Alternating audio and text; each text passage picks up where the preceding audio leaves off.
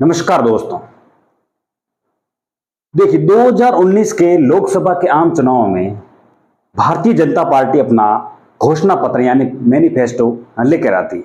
उस मैनिफेस्टो में कई तरह के वादे हैं जो जनता से किए जाते हैं, लेकिन उन वादों में एक वादा होता है जो काफी प्रचलित होता है और उस वादे के ऊपर अभी हाल ही के दिनों में काफी जोर शोर से आवाजें उठने लगी है और वो वादा होता है यूसीसी यानी कि यूनिफॉर्म सिविल कोड, समान नागरिक संहिता।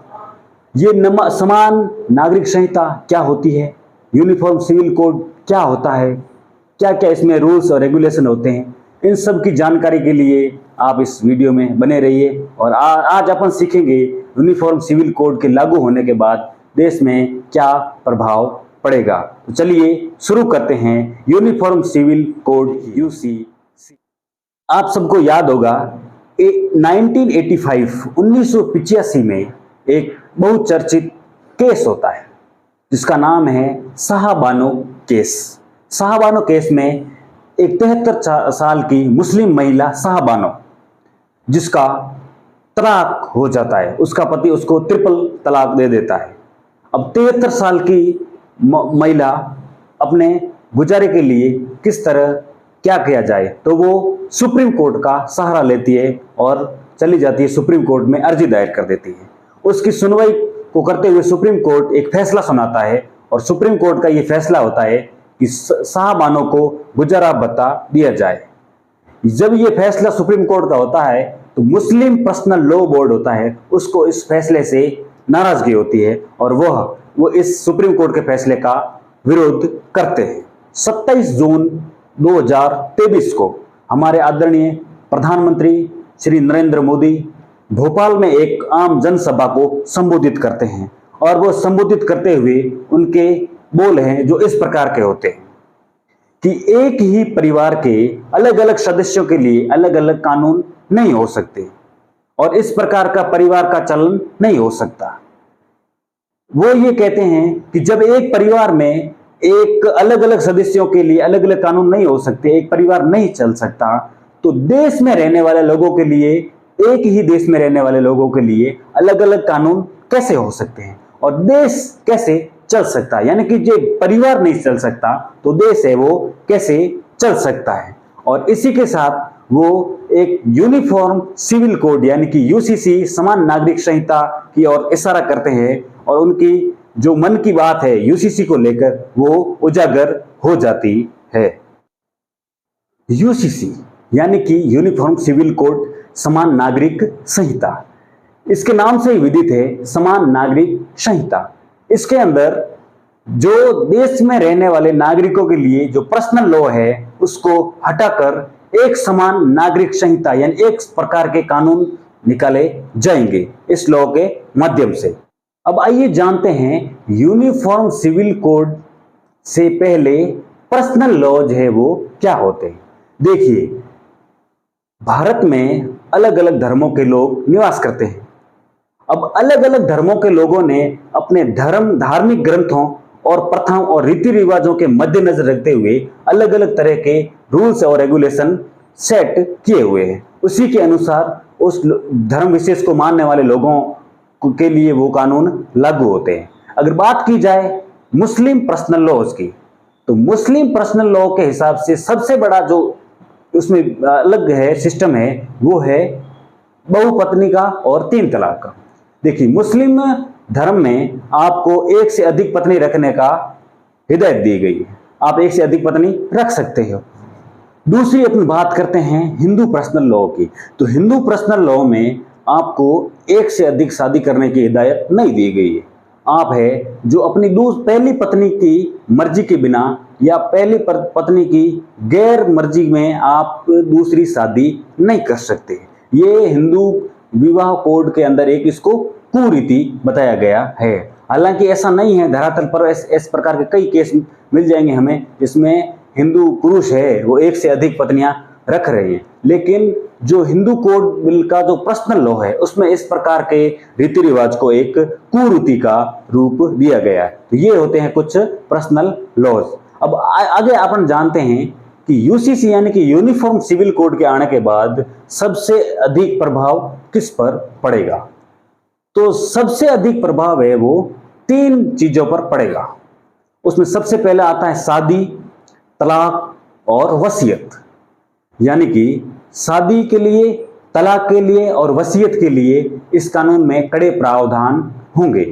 अब तक मुस्लिम धर्म में आप एक से अधिक शादी कर सकते थे, आप एक से ज्यादा तलाक ले सकते थे, लेकिन अब ये यूनिफॉर्म सिविल कोड लागू होने के बाद आपको एक से अधिक शादी नहीं करनी पड़ेगी। आप नहीं कर सकते क्योंकि वो कानूनी रूप से अवैध है।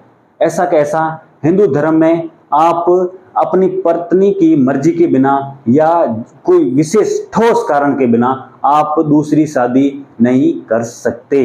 और अगर दूसरी बात आता है तलाक की, तो तलाक के मामले में आज तक मुस्लिम धर्म में 3 तलाक का जो मामला था, यानी कि 3 बार अपनी पत्नी को तलाक तलाक तलाक बोल दो और वो अपना तलाक हो जाता है। लेकिन यूनिफॉर्म सिविल कोड आने के बाद इस प्रकार का कोई केस नहीं आएगा। हालांकि 2019 में एक कानून पास करके इसको एक कानूनी अपराध बना दिया गया है 3 तलाक को, लेकिन अब यूनिफॉर्म सिविल कोड आने के बाद इस तरह की किसी भी प्रकार की समस्या नहीं आएगी। अगर आपको तलाक लेना है तो आपको सुप्रीम कोर्ट में या किसी भी अपने सिविल कोर्ट में अर्जी दायर करनी पड़ेगी, उस पर सुनवाई होगी और ठोस कारण होने के बाद आप अलग रह सकते हो। ये होगा यूनिफॉर्म सिविल कोड आने के बाद। तीसरी बात होती है वसीयत की। आज तक बात करें अगर हिंदू धर्म में, तो हिंदू धर्म में एक बेटी की अपने पिता की संपत्ति में हिस्सेदारी नहीं हो सकती।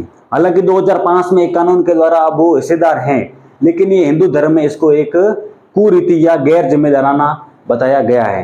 हालांकि मुस्लिम धर्म में पिता की संपत्ति में बेटी की हिस्सेदारी का कुछ जिक्र है, लेकिन वो उसका पूरी तरह से यूज नहीं हो पा रहा है क्योंकि जो मेजोरिटी है वो हिंदू धर्म की है। अब मेजोरिटी के हिसाब से रीति रिवाज और परंपराएं चलती है। तो इस प्रकार हालांकि मुस्लिम धर्म में इसकी छूट है कि कोई भी बेटी अपने बाप की संपत्ति में हिस्सेदारी रख सकती है या मांग सकती है, लेकिन वो ऐसे मामले बहुत कम आते हैं और हिंदू धर्म में इस प्रकार को एक कुरीति माना गया है। लेकिन यूनिफॉर्म सिविल कोड आने के बाद ये कन्फर्म हो जाएगा कि अपनी बेटी है वो आपकी हिस्सेदारी संपत्ति में मांग सकती है। जिस प्रकार बेटों में बाप की संपत्ति विभाजित होती है, ऐसी कैसी बेटी भी उस संपत्ति की हकदार या हिस्सेदार हो सकती है। ये 3 सबसे बड़े प्रभाव करने वाली बातें हो गई।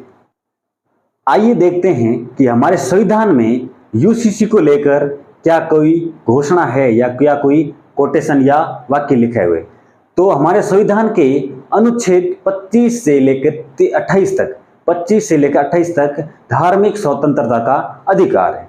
उस अधिकार के तहत किसी भी व्यक्ति को अपने धर्म के हिसाब से अपने रीति रिवाज और परंपराओं का निर्वहन करने की शक्ति दी गई है।